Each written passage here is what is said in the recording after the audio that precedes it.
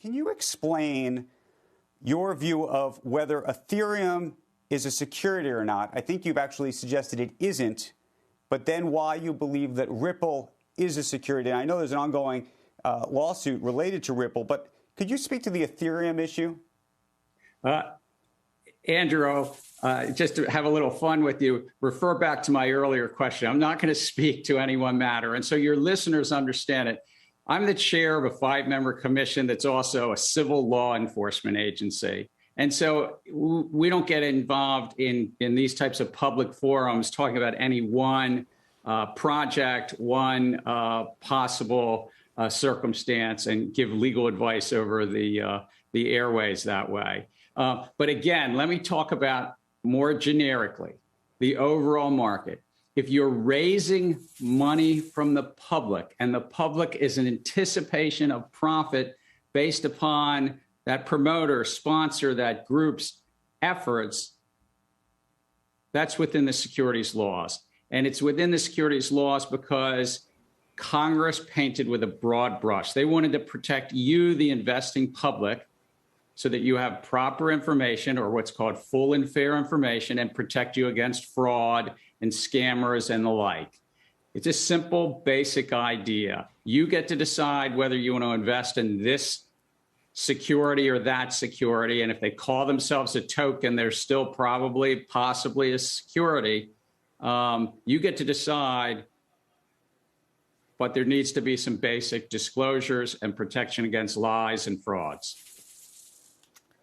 Chair Gensler, this sounds like a pretty important distinction and maybe a new way of thinking of these markets. This is kind of a new, broad framework that would open the way for the SEC to maybe have a lot more say over a lot of arenas. And you start thinking about all the different ways investors, I mean, I'm just going back a year to where we were a year ago at this point. It was SPACs that were the huge rage that everybody was kind of interested in, and the new way of taking a company public through these acquisition vehicles. And what you're talking about is making sure that you are looking at broad protections because there are so many retail investors that are maybe investing in a different way than they had in the past. Is that kind of what we're listening to here? This sounds like a fairly important statement. It is important. Part of it's new and part of it's old. It's like that old saying about when one gets married. So the new part is the new technology, whether it's crypto tokens, whether it's special purpose acquisition companies or SPACs. These are something new. There are new ways to trade on the markets through brokerage apps and robo-advisors and like. That's what's new.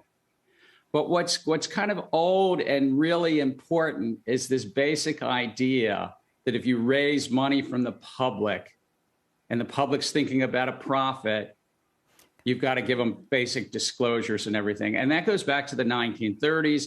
It goes back to when the Supreme Court defined this test in 1946. That's the important public policy thing that we should not be neutral to.